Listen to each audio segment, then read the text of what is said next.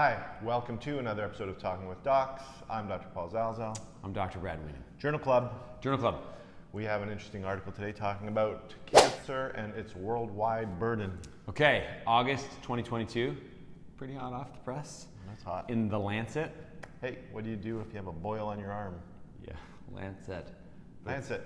It's ET, not IT. But the title of this article is The Global Burden of Cancer Attributable to Risk Factors 2010 to 2019, a systematic analysis for the Global Burden of Disease Study 2019. What's with the long titles? I don't know. Can't they just say cancer in the world? I know, they just think they're better if they have long titles. Long title's not always better. Okay, No. What's this article talking about? So it's talking about the impact of cancer specifically related to death, as well as what modifiable risk factors exist that we could change, that maybe could change our risk of getting or dying from cancer.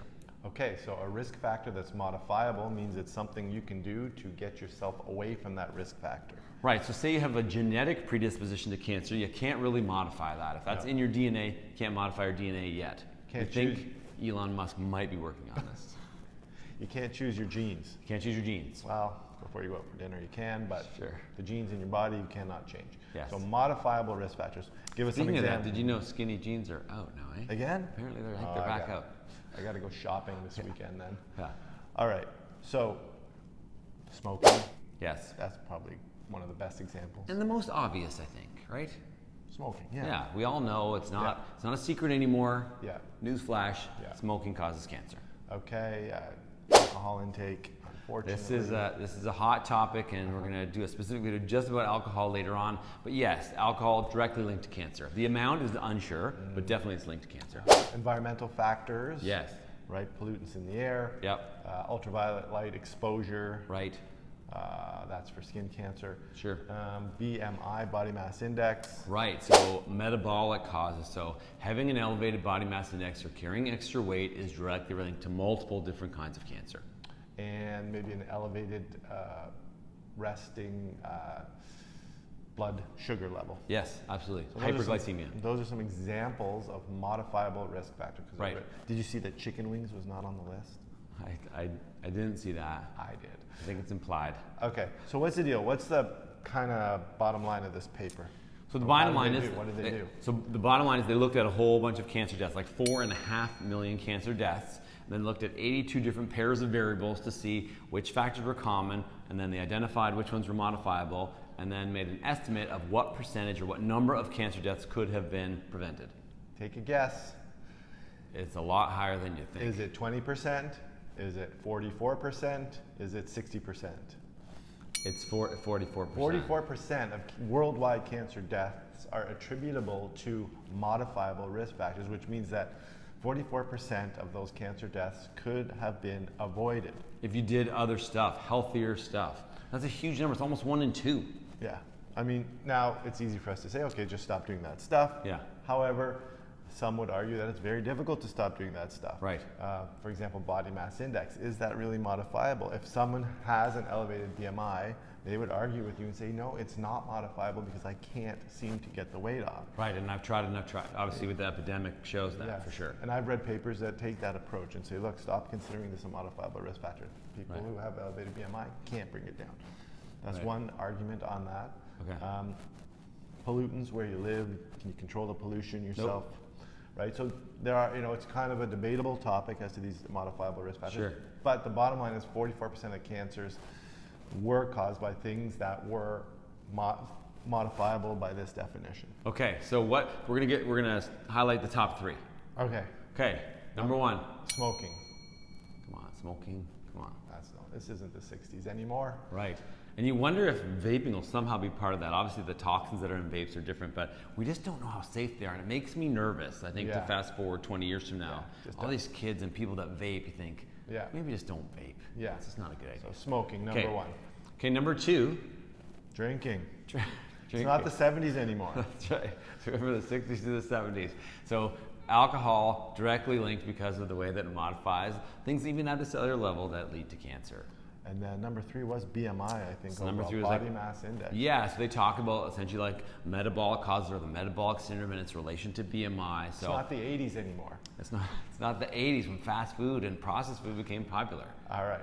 So those are the top three. Yeah, one separation is that in countries that had lower sociodemographic indices, is that interestingly, and I think it even lends credence to it being on the list, is that the elevated BMI was not on the list because often people that live in these countries do not have an elevated BMI because of food insecurity and access to food and processed foods, that kind of stuff. Food is scarce, so BMI is not a problem. But unfortunately, unsafe sex was because of access to education and resources. So, again, unsafe sex. What's the pathway of unsafe sex leading to a cancer? Well, it's a good question. Typically, it's primarily in women, but also partially in males, related to the HPV virus, or the human papillomavirus. Right, and its association with cervical cancer. Direct correlation, and throat cancer in men more commonly. Yeah, so that is the link with unsafe sex. Yes. And so that's one of the risk factors. Other ones that came up, other than these top three and fourth, pollutants in the air. Yep. Elevated glucose levels. We talked about. Anything else?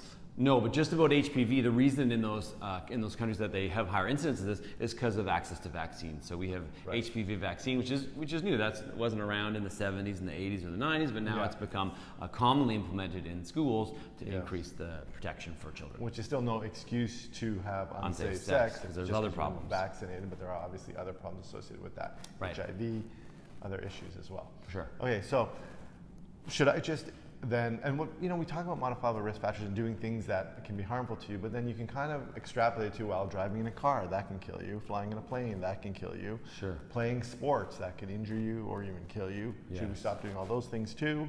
No, I think because of the likelihood of those events leading to a death, that's probably why.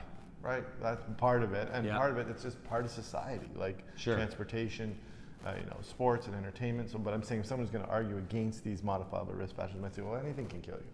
Sure. Right? And they might say, someone arguing against this article might say, well, what am I supposed to do? Just the way I can make myself live the longest is stay at home, wake up, eat a bunch of vegetables, go downstairs to my gym, work out, come up, eat vegetables, kale. That'll kill you. No, kale won't kill you. Kale kills me. We'll save you. So that, it's tricky. It's a spectrum. Yeah. You know what I mean? It's impossible to get rid of all the modifiable risk factors. Yes. And it's impossible to live your life totally safe. Right. Because we have to live. Having said that 44% of the modifiable risk factors are the cause of those cancers, or those cancers, 44% of the cancers are caused by those. There's still a big chunk of cancer that's caused by things that we cannot control. Right. So the article also went on to say that it's important to still emphasize proper screening, proper diagnosis, and still do the research on treatment, because there's a whole host of cancers that still occur even without those modifiable risk factors. And so we can't prevent them, but we want to catch them and then treat them before they lead to death. Yeah. Yeah. That's it. So, in summary, try not to smoke, try to drink less, try to eat healthier so that you can get down to a healthier weight. And safe sex. So, if you like this video, please like it, subscribe to our channel. Check us out on our other platforms too, TikTok, Instagram, Facebook Reels. That stuff won't kill you. That will not kill you. And remember, you are in charge of your own health and kind of in charge of your modifiable risk factors. We'll see you next time.